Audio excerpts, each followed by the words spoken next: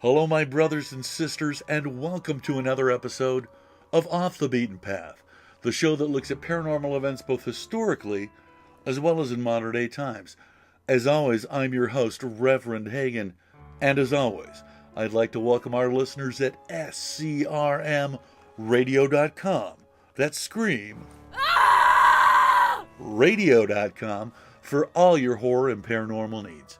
Now, my brothers and sisters, I need to sincerely apologize to you for my absence for a very long time now. I had a health scare as well as some family matters I really needed to attend to.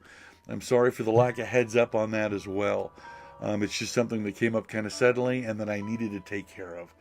So for all the 370 YouTube subscribers that stuck with me through my absence, thank you so much. I can't even tell you. And to my listeners at SCRMradio and SCRMradio, thank you so much for hanging in there with the Rev. Love you guys. So, a lot's been happening in the world in my absence. If you live in America, we're still in the middle of a government shutdown. It's over 30 days, I believe, right now. Ouch, and we're all feeling that in one way or another. There's kind of chaos going on in the world, both politically, socially, and paranormally, if that's even a word. Thank you very much. You can check out with other paranormal investigators online and off. Cases seem to be coming up that are weirder and weirder. The things that we're dealing with are stranger and more complicated than just your simple haunting or a simple ghost. In the broader sense, what I wanted to talk to you about, the first story we're going to talk about today, is that the electromagnetic field of planet Earth is really getting screwy right now. Now, you may say to yourself, Reverend Hagen, which, again, is a strange thing to say to yourself, what does the Earth's electromagnetic field have to do with anything paranormal? Well, I'm glad you asked. If anybody out there is worth their salt as a paranormal investigator, you've got either the, what do I got here, the Melmeter, or another device to register and check out the electromagnetic field around you, right? This one also, I believe, detects radiation levels as well. That's why a lot of people go with the Melmeter. What you basically do is you take a baseline, and you got to take more than one of the area, and then any anomalies in the electromagnetic field show up on your handy-dandy little meter, right? This tells you that, at least as far as paranormal investigators are concerned, something is amiss. A lot of paranormal entities cause an electromagnetic field when they, manifest themselves. And when UFOs are spotted, a lot of times there's a radical disturbance in the electromagnetic field. Even, believe it or not, Bigfoot or Sasquatch sightings, there's a disturbance a lot of the times in the electromagnetic field. So there's that. There's the fact that each of us have our own electromagnetic field, and the fact that we're on planet Earth as Earthlings. So the electromagnetic field can affect you, I believe anyway, pretty heavily. So now what's going on is in the northern hemisphere, right? Magnetic north right now, it usually slips a few kilometers every year one way or another, usually towards Siberia, because believe it or not, there's two large magnetic fields up north. There's one in Canada, all right? Well, we'll use my tattoos. There's one in Canada, which we'll say is the Ankh, and then there's one, sorry about that, in Siberia, right? Well, right now, the electromagnetic field in Siberia is really pulling the magnetic north towards it. In other words, what has usually been, excuse the scratching if you hear it, there's a cat at the door that's desperately trying to get in that I am ignoring as much as I possibly can. So basically what's happening here is that magnetic north is drifting more towards Siberia. Now, geologists have no idea why this is happening, and yet it is happening. For some reason, the pull is greater in Siberia right now. Well, you may be saying to yourself, well, gee, that's interesting, but what does that have to do with me? Well, I'll tell you, frankly. Every 300,000 years, we have a geomagnetic, what is it called here? I just want to make sure I get this right. A geomagnetic reversal. I was going to say flip, but it's a reversal. A geomagnetic reversal. What that basically means is the North Pole becomes the South Pole and vice versa. What? Yeah, I know. It's a crazy big deal, right? Now, like I said, this usually happens every 300,000 years. At least that's been the case the last 20 million years, okay? We're actually kind of due because the last one happened 781,000 years ago. So we're kind of due for one of these flips, and the fact that we're being drawn towards Siberia, and even though that may not seem like a very significant distance, look it up on a map and you will be horrified. It could cause something that's called a geomagnetic reversal, which is absolutely horrifying, catastrophic for us, the human race. Basically, the fleas on planet Earth. I know we're pretty cool, right? We got the internet, we got cell phones, we've domesticated dogs. Thank you so much. And yet we still think we're kind of the bee's knees when it comes to planet Earth. And yet the reality is, all you really have to do is like look at the Fukushima earthquake, right? In the disaster that happened there, and the pole actually shifted a good 3 or 4. What was it?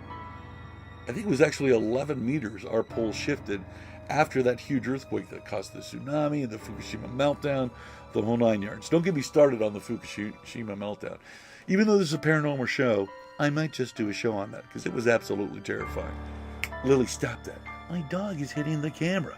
What is happening here, people? Okay, so that's what's happening with the electromagnetic field on the Earth. It's chaos right now, and they truly don't understand why that Siberian mass is getting heavier. Lily, stop that right now. Is getting heavier, or attracting, I should say, is having more of a magnetic pull than the electromagnetic pop in Canada. So there is that. Now, you may be saying, again to yourself, Reverend Hagen, which again is a strange thing to say to yourself. Excuse me, got to take a sip here. It's just quinine water, nobody panic or anything. I've got a bit of an upset tummy. The main story I really want to talk to you about tonight is about an Inuit tribe in the 1920s that mysteriously disappeared.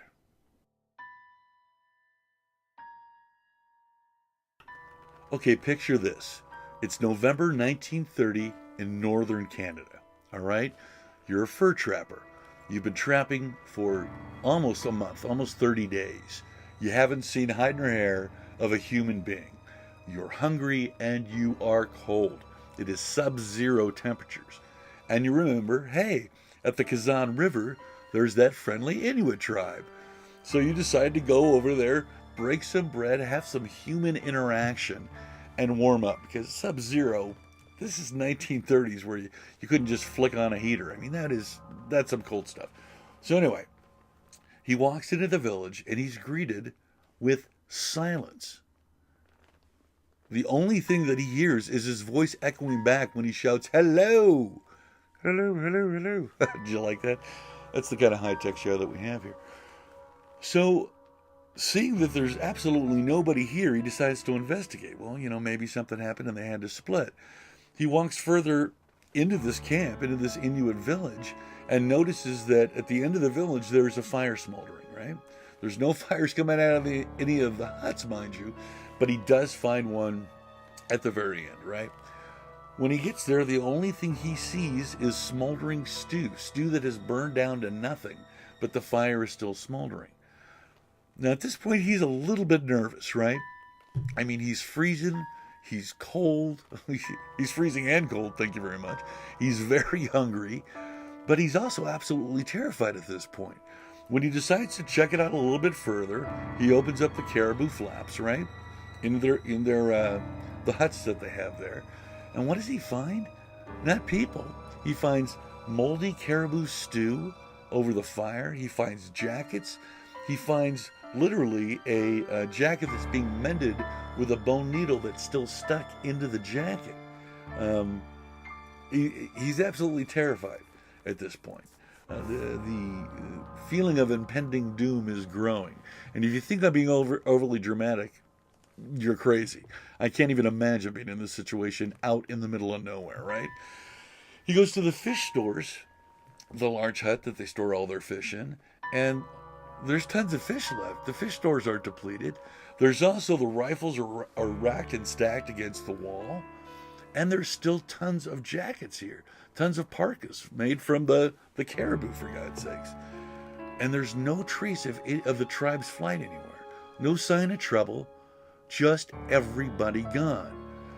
Well, even though he's still absolutely starving now and still freezing, he decides he's got to go tell somebody about this. So he treks on off to the nearest telegraph office, which I believe was 9 or 10 miles away. Absolutely brutal. When he arrives there exhausted, covered with frostbite, he sends off the telegraph to the Mounties, right? The Mounties arrive several hours later. Lavelle calmed himself to relate this disturbing tale, right? Now, according to 1984's The World's Greatest UFOs Mysteries by Roger Bohr and Nigel Bundle, on their way to the Inuit Village, the Mounties stopped for a bit of rest at a shanty that was shared by trapper Armand Laurent and his 2 sons.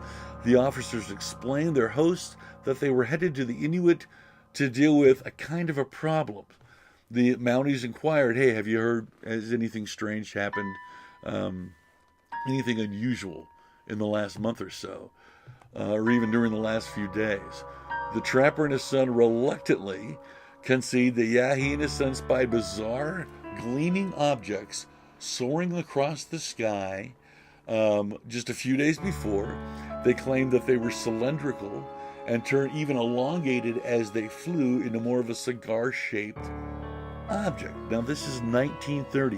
This is way before the huge UFO flap, and this is out in the middle of nowhere in northern Canada. All right? So the Mounties decide that they need to go check it out for themselves. They arrive on the scene in the village. They find everything that the trapper said was true. They validated all of that. But they also found a couple of things that were very strange. One of them was they found all the dogs. How far away was it? About 300 feet from the village, all dead under 12 feet of snow. Now, they weren't tied to anything. They were just out there dead. Apparently, they died of the cold. They died of being exposed to these horrible conditions. But why weren't they in the village where they normally were tied up? Why were they 300 feet from the village and dead? Now, the other interesting fact here were the graves. The small village's cemetery, for lack of a better term, their burial ground was empty. The graves had the dead had been dug up. The markers for the graves had all been stacked in 2 neat piles on top of each other just outside of the burial area. Now, what is going on here? So this is what we have right now. We have an empty village. We have food still there. One fire still smoldering with some stew in it, right? Moldy stew in the rest of the huts. All the jackets, their rifles, the dogs were left and died of exposure. No sign of flight, no sign of trouble. The graves emptied and the markers stacked. A village of 30 people mysteriously gone, with their ancestors, with their dead, right? And themselves. And that's it.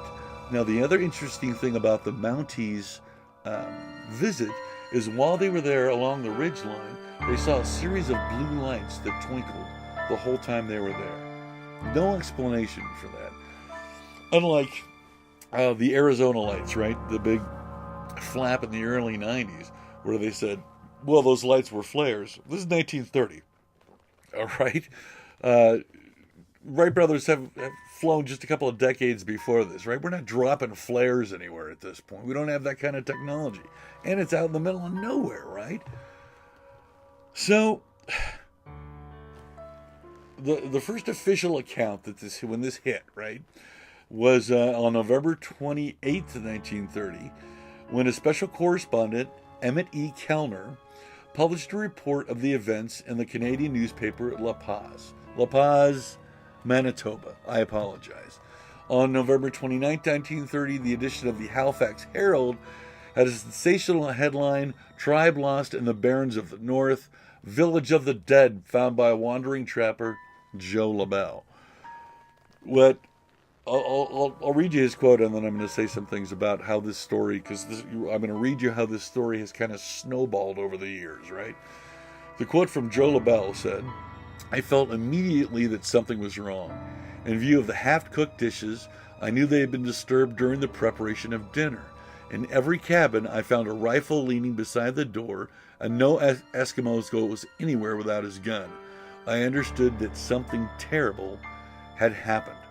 And then in 1959, when the journalist and author Frank Edwards dug up the tale and included in his tomb Stranger Than Science, he said the story about the disappearance of the 1930s of an Inuit tribe village near the river Kazan is not true. An American author named Fred Edwards is reported to have started this story in his book Stranger Than Science. So in 1959, this other guy comes out with a book and said, this story is hooey. Frank Edwards wrote about this and made the whole thing up, even though two Canadian papers had reported this story weeks after it happened. Crazy. Now, as this story gets told again and again and again, all of a sudden we go from 30 Inuit villagers to 100. The last story was over 1,000, right? Fate magazine that I've mentioned on the show before, one of my favorite magazines back in the day, and they're back, by the way. So look up Fate, subscribe, check out their radio station as well. By the time it hit them, or just before it hit them, I guess, in 1976, the World's Greatest UFO Mysteries by Bohr and Bundle said there were 2,000 people in this Inuit tribe, which we know was not true. It was only 30. And I say that because a lot of these old stories, when you're dealing with historical events, in the retellings they get grander and more amazing. And then all of a sudden, no, Godzilla was there, or no, it was actually a tribe of Bigfoot. And then a mothership came down and took them all away. So anywho's, that's what we know. We know that in 1930, a trapper came to a village, Joe LaBelle. He had been there before. He was well known there. He found a smoldering fire at the end. He found half-cooked meals within the huts, rifles against the doors, no sign of escape. Their ancestors gone. The burial area, the sacred area for their burial, all the bodies gone, and all their dogs dead. Eskimos don't go without their guns, and they don't leave without their dogs. So what could this be? What could this possibly be? Well, there's a few things that it could be. The most popular theory is an alien abduction.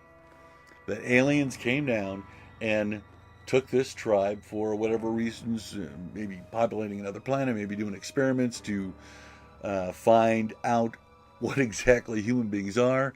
The alien abduction phenomenon, which I believe is a very real phenomenon, hadn't really gained much steam at that point. In fact, this would have been arguably the first alien abduction about, right? At least as far as the press was concerned. Why they would take the bodies of their dead, your guess is as good as mine. In fact, the interesting thing is none of the theories here that I'm going to present to you can address that issue. Why take their dead? One other theory is that this tribe actually wasn't human and was going back to wherever they came from, right? We honestly don't know. This is from 1930s, almost 100 years ago. But these are the theories that are being floated around. Another one was a demon attack, believe it or not. The Eskimos' evil spirit, or one of their evil spirits, is called the Tornark. Inuit legend is of a powerful sky deity who is the leader of a legion of benevolent spirits. This was actually put forth by Joe LaBelle, who was very familiar with the legends of that area at the time. The interesting thing about this particular demon, the sky demon, is only the shamans could see him. The people couldn't see him, but the demon could still affect the people. Well, Joe, that's kind of interesting. The other theory is vampires, which I despise. I hate this theory, and I'll tell you why. This theory came out after the movie came out, 30 Days of Night. Now, I don't want to spoil the whole movie for you, but if you've watched 30 Days of Night, it's about vampires that attack the northernmost town because of their 30 days of night during the winter. Where half the town leaves, this town's completely shut off. Vampires come in, feed, and then drive on, right? Again, that theory was only postulated after that movie came out. I thought it was a great movie and a great premise. Do I buy it for this mystery? Absolutely not. The other theory that's floated quite a bit is that they're from another dimension, or they went to another dimension, or they were from another dimension. Excuse me, that's hard to say a lot of times there. And then they went home. That they somehow slipped through a dimensional rift, and only the people left. But why would only the people leave? Why would the dog stay and freeze to death? And why? For the love of God, why would they take the bodies of the dead? Super strange.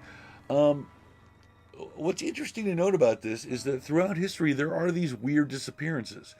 Now, I'm not going to talk about disappearances of other large groups of people, but how about this one? There's the case of Orrin Williamson, a farmer from Selma, Alabama in 1854.